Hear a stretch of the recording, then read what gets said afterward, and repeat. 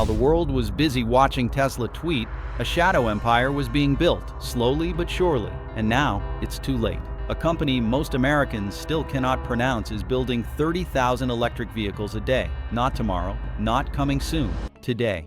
And it's not just another startup, it's BYD, a silent juggernaut from China that's already crushed Tesla in revenue, volume, and speed. This isn't a rivalry, it's a regime change, and the world hasn't caught up to that headline yet.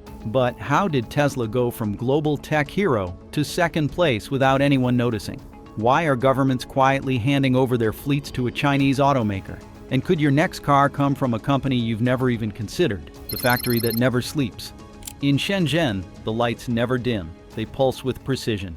At the heart of BYD's dominance is not just its ambition, but its unmatched ability to manufacture at a scale and speed that defies industry norms. Where legacy automakers depend on tangled supply chains and unpredictable suppliers, BYD operates like a machine it built itself, because it did. This is not just mass production, it is controlled mass creation. Every element of the process, from the battery chemistry to the chip design, from body welding to final inspections, is managed under one roof. There are no delays because there are no external variables. The entire operation runs like a closed ecosystem, efficient, fast, and alarmingly consistent. Tesla's gigafactories were once the envy of the world. Now BYD's output has left them in the dust. It is not about who builds the biggest factory anymore. It is about who uses every square foot to its maximum potential. BYD is running factories at a velocity and rhythm more akin to the semiconductor industry than traditional automaking.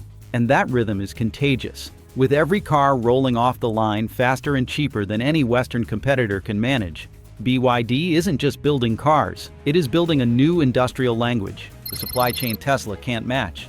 They're not faster because they cut corners, they're faster because they own the whole system, every nut, bolt, chip, and cell. While Tesla relies on global suppliers and negotiates parts across borders, BYD simply walks across the hallway. Their mastery of vertical integration is not a buzzword. It is the core reason why they are now outmaneuvering even the most celebrated innovators. The company doesn't just make its own batteries. It builds its own semiconductors. It manufactures the motors, the drive units, the circuit boards, even the raw materials processing. Most automakers operate like orchestras, trying to synchronize dozens of suppliers with thousands of parts. One delay in one factory can throw off an entire production schedule. BYD is a solo instrument, playing the entire symphony itself, without relying on outside players. And this edge is not just theoretical. It shows up in delivery timelines, cost structure, and margin. When Tesla hit battery shortages in the year 2023, BYD scaled up without blinking. When chip shortages crippled Western factories, BYD opened new lines. Efficiency like this doesn't just beat the competition, it embarrasses them. And it all started with one move most investors barely noticed. The Buffett bet that started it all. In the year 2008, while most of the auto industry was still mocking electric cars, Warren Buffett quietly made one of the boldest investments of his career. Through Berkshire Hathaway, he purchased a 10% stake in BYD for $230 million United States dollars. At the time, it raised eyebrows. Buffett wasn't known for chasing tech trends. He had avoided companies like Apple and Google for years, but he saw something in BYD that others didn't. Not hype, not buzz, but focus, discipline, and an unshakable grip on efficiency. That move gave BYD more than capital. It gave them credibility. The world began to take notice. Chinese regulators leaned in. International press started paying attention. The company expanded from batteries into plug-in hybrids, then into full electric vehicles, then into buses, trucks, and municipal fleets. Buffett's backing wasn't just financial, it was philosophical. He bet on the idea that long-term, self-reliant manufacturing would win, and he was right. The real story here is one, and BYD just killed it in 5 minutes. The SuperEPlatform is their latest electric vehicle architecture, and it isn't just fast, it's record-breaking. With a 1,000 kilowatt charging capacity, the platform can deliver up to 400 kilometers of range in the time on the road. We dug through years of overlooked reports, investor moves, and manufacturing shifts to bring this story to light. If it saved you time or gave you a new lens, consider subscribing. That's how we keep the real research coming. And now, as investors scramble to understand how BYD pulled ahead so fast, they might want to look back at the man who saw it coming more than a decade and a half ago. BYD's factories are humming, its supply chains are self-owned, and its credibility is locked in. But what's under the hood? That's where the real revolution begins. Because BYD didn't just rethink the car, it redefined the battery, the chemistry, and the very architecture of electric vehicles themselves. The Blade battery, and the end of EV fires. If you've ever hesitated to buy an electric vehicle because of battery fires, you're not alone. Thermal runaway has haunted the electric revolution from the start, but BYD found a way to kill that fear, literally with a blade. The Blade battery doesn't just outperform, it outlasts, outcools, and outsurvives every major EV battery on the road. While traditional lithium-ion cells fail the infamous nail penetration test in spectacular fashion, exploding, igniting, melting, BYD's Blade didn't even flinch. No flame, no smoke, just silence and stability. This battery uses lithium iron phosphate chemistry, known in technical circles as LFP. It skips expensive cobalt. It avoids volatile nickel. It relies on iron and phosphate, two materials that are cheap, abundant, and safe. But BYD didn't stop at choosing the right elements. They restructured the cell entirely. Inside a Blade battery, ultra-thin cells are arranged side by side, like samurai swords in a case. The result? Superior thermal management, greater surface area for cooling, and a structure that remains intact even under catastrophic conditions. In a world of recalls and lawsuits, this isn't just innovation, it's insurance. It's also the foundation of trust. Entire taxi fleets in China now rely on Blade-equipped vehicles. City governments are ditching gas-powered fleets because the risk has disappeared. When it comes to safety, BYD made the question obsolete. And while competitors tried to catch up on chemistry, BYD made its next move, one that might erase range anxiety forever. The chemistry war no one talks about. Most automakers made the same mistake. They raced toward nickel-manganese cobalt batteries, NMC for short, chasing high energy density while ignoring long-term risks. The cost was obvious, ethical concerns were worse, and BYD walked the other way. Cobalt comes from the Congo. Nickel, too, is under increasing geopolitical strain. Mining these elements often involves child labor, environmental destruction, and toxic waste. Yet for years, automakers relied on them because they promised more energy in less space. BYD said no. They doubled down on LFP, batteries with no cobalt, no nickel, and fewer ethical compromises. And now with the Blade battery, they've closed the performance gap completely. How? By redesigning how the cells are packed, cooled, and used. While Tesla slowly began offering LFP batteries in their standard models, sourced from external suppliers, BYD was already manufacturing its own, optimizing them with proprietary software and physical structure.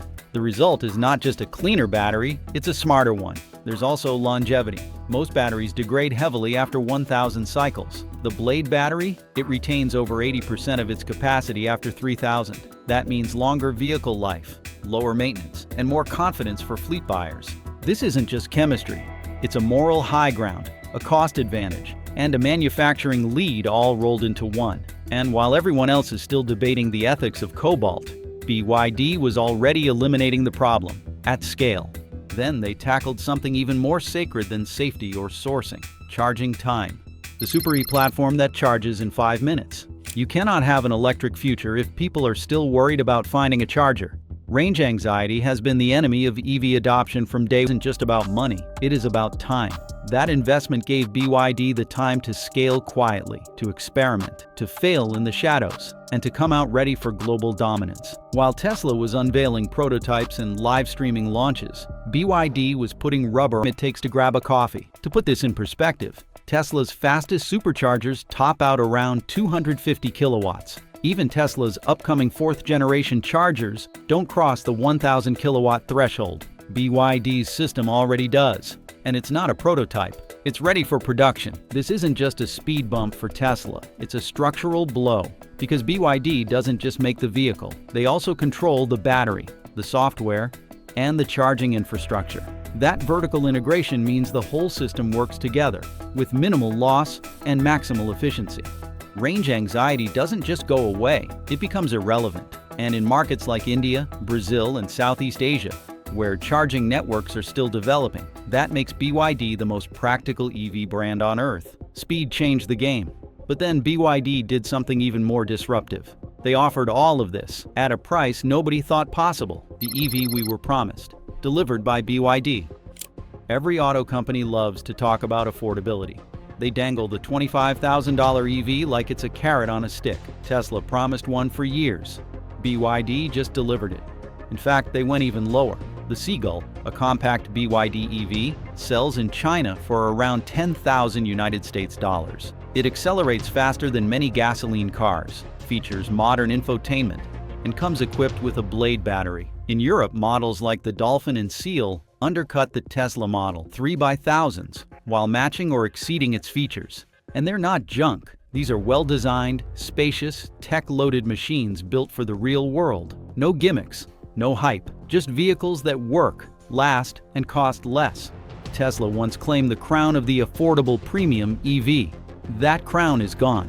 BYD didn't wait for headlines. They priced their way into market dominance, especially in countries where the average household income makes the difference between $30,000 and $40,000 a deal breaker.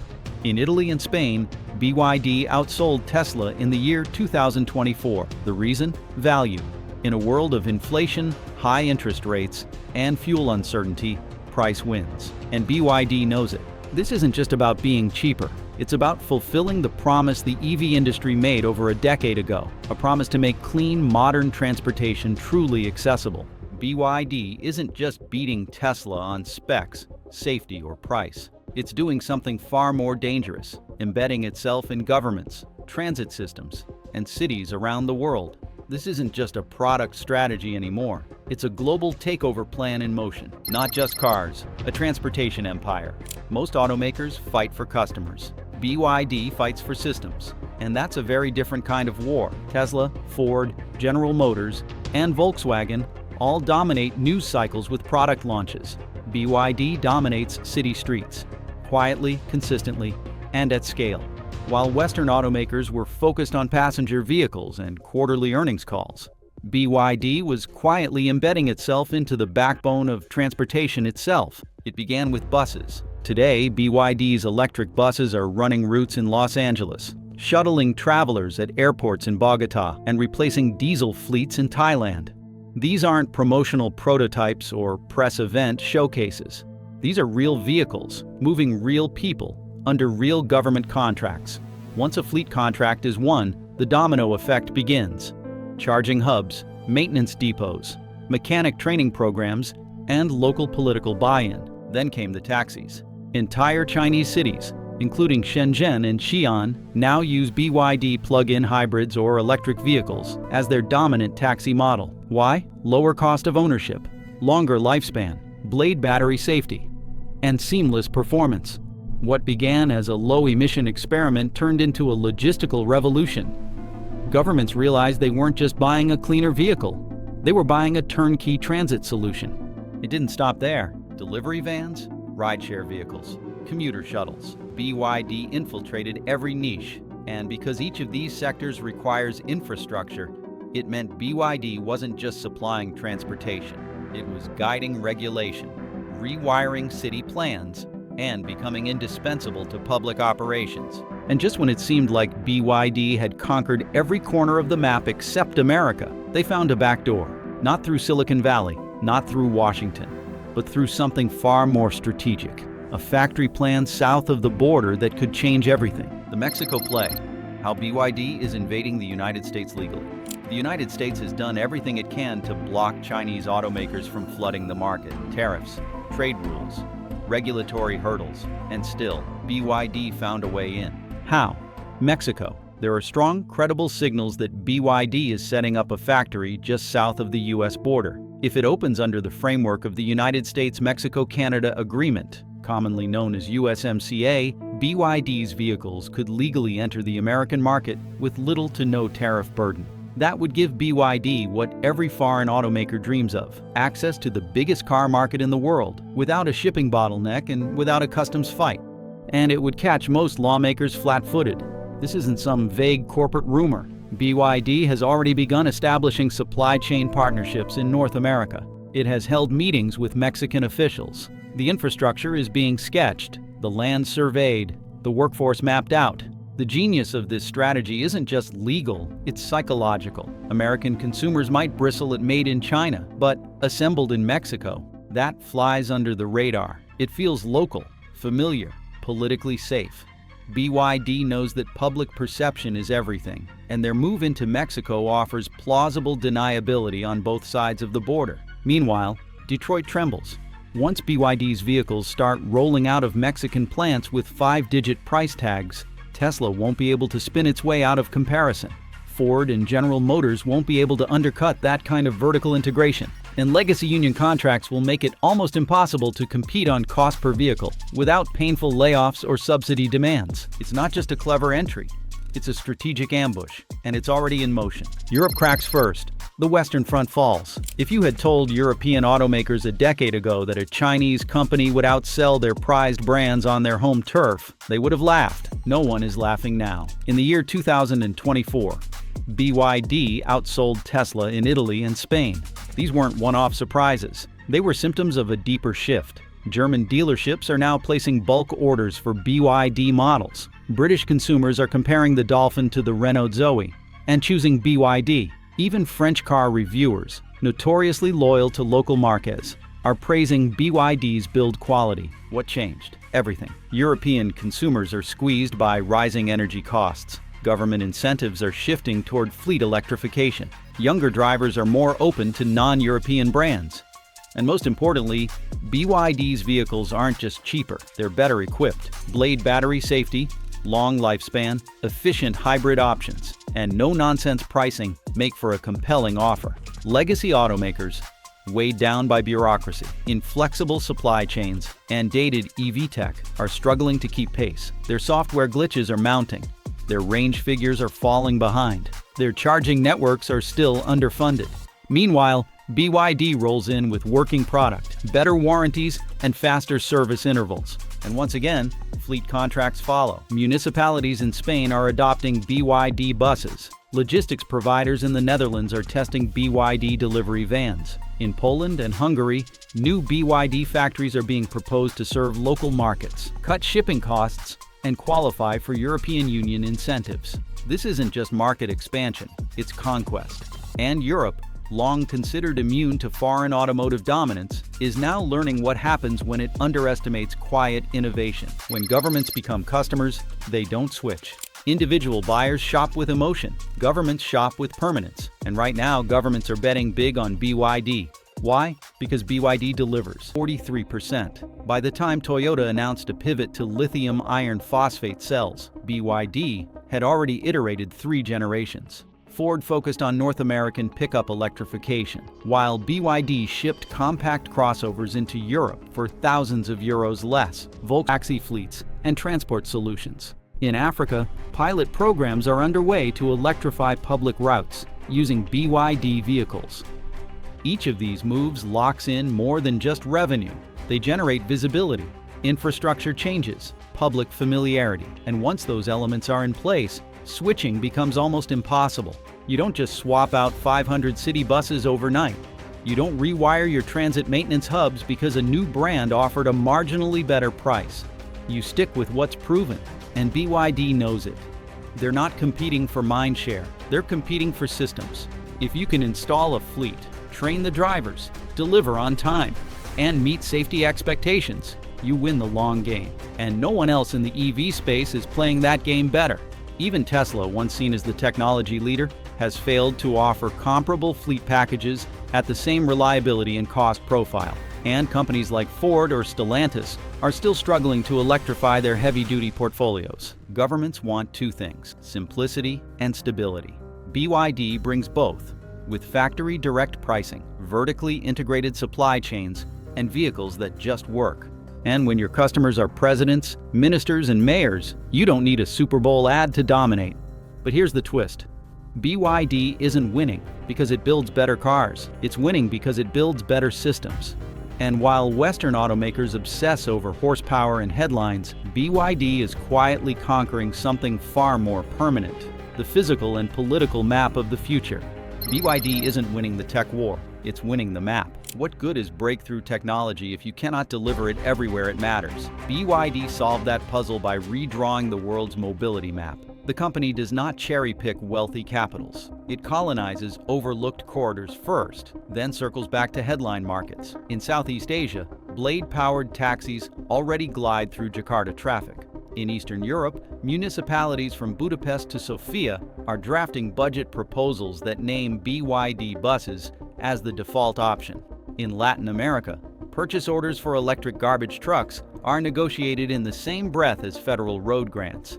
This logistical pincer works because BYD owns every layer: battery minerals, semiconductor fabs, motor casings, final assembly.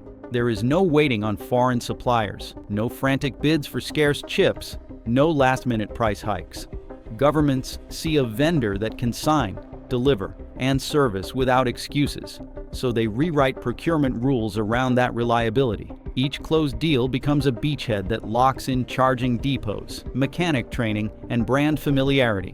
When those pieces click together, rivals discover the terrain has shifted beneath their wheels. How Toyota, Ford, and Volkswagen got cornered. Legacy automakers once believed scale alone would shield them. Instead, that bulk became ballast. Their hybrid strategies stalled on internal arguments over nickel-manganese-cobalt versus lithium-iron-phosphate chemistry. Their software divisions missed deadlines, leaving buyers rebooting dashboards like smartphones from 2010. Their battery plants arrived late, over budget, and under capacity. Meanwhile, BYD refined vertical integration into an industrial art form. Its in-house chips removed dependence on Taiwanese foundries. Its blade battery cut cobalt costs to zero. Its Super DM hybrids achieved thermal efficiency beyond.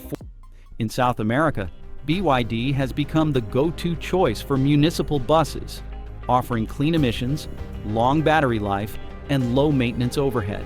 In Asia, cities like Jakarta and Manila are drawing up purchase orders for BYD. Volkswagen promised an over-the-air update to fix range glitches. BYD simply replaced entire taxi fleets whose drivers cannot afford downtime. The giants are not just behind on technology, they are trapped by sunk facilities, legacy unions, and brand promises they can no longer fund without raising prices. Every quarter they delay, the cost gap widens, and the narrative tilts further in Shenzhen's favor. The EV war is already over. We just haven't admitted it. Public perception still clings to the myth that Tesla, the Silicon Valley pioneer, leads the charge. Yet hard metrics tell a different story.